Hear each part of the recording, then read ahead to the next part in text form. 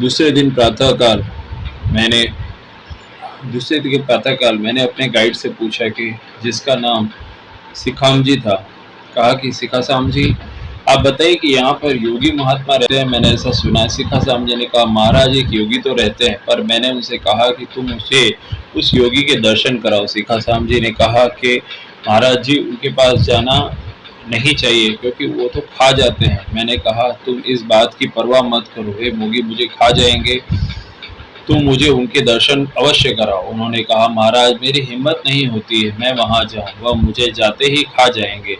मैंने कहा, अच्छा तुम्हारी जाने की हिम्मत नहीं होती तो तुम न जाओ, पर तुम मुझे उधर जाने का रास्ता तो बता दो, मैं स्वयं वहाँ चला जाऊँगा। वे मुझे बहुत मना करने लगे, परंतु मेरी बार बार आग्रह करने के बावजूद भी मेरे साथ चले।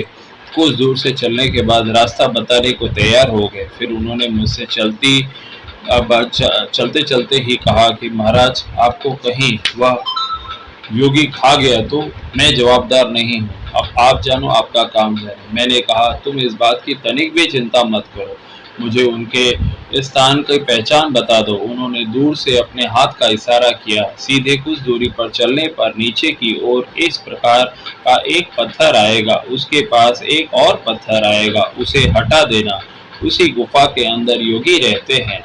वे यूं बताकर पीछे हट गए, अपने स्थान पर लौट गए। मैं धीरे धीरे चलकर वहां पहुंचा। वहां जाकर मैंने वह पत्थर हटाया और गुफा को देखा तो वह गत रात्रि को दर्शन देने वाले महान सिद्ध योगी महात्मा ही सारे शरीर पर भस्म लगाए हुए विराजमान थे। वो वही योगी थे जिनके रात में उनको कैलाश मानसरोवर में अदृश्य होकर दर्शन दिए और अदृश्य हो गए थे। वही भस्मधारी, वही महात्मा, वही संत वहां पे बैठे हुए थे। उन्होंने मुझे देखा और बड़े प्रेम से मुझे उन्होंने अपने पास बुलाया। अब तो मेरी खूब खोल कर बातें होने लगी। मैंने उनसे पूछा, महाराज क्या आप ये सत्य बात है कि जो आपसे मिलने आता है आप उसे मारकर खा जाते हैं? उत्तर में उन्होंने हंसते हुए से कहा कि क्या मैं कोई राक्षस हूँ जो मनुष्यों को खा जाता हूँ? कोई मनुष्य मेरे पास ना आए इसलिए डर दिखाया जाता है। कोई बात नहीं, मैं किसी को खाता नहीं। यह सिद्ध योगी संत से मेरी बात होती रही। उन्होंने बहुत सी ऐसी बातें बताई जिनको किसी दूसरे मनुष्य को बताने से मुझे मना कर दिया है।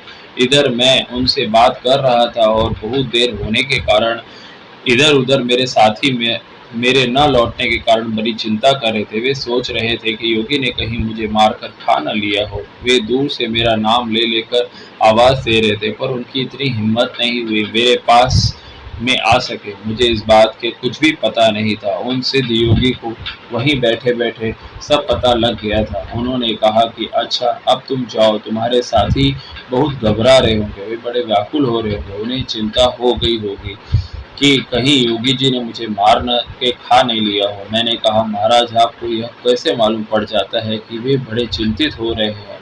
आप तो यहाँ बैठे। उन्होंने कहा, रात्रि को जब तुमने यह कहा था कि हमें कैलाश मानसरोवर में यात्रा के दौरान कोई योगी नहीं मिले, तब तुम बताओ कि मुझे कैसे मालूम पड़ा? मैंने उसी समय प्रकट होकर तुम्हें दर्शन क्यों दिए? मुझे भूत भविष्य वर्तमान सबका ज्ञान है। अमेरिका, इंग्लैंड, रूस, जर्मनी, इंडिया आदि भारत आदि देशों में कहाँ कब क्या हो रहा है उसका मुझे पूरी तरह से पता है। हाँ, मैं उन त्रिकालज्ञ सिद्ध योगियों को नमस्कार करके अपने स्थान पर लौटने के बारे में सोच ही रहा था।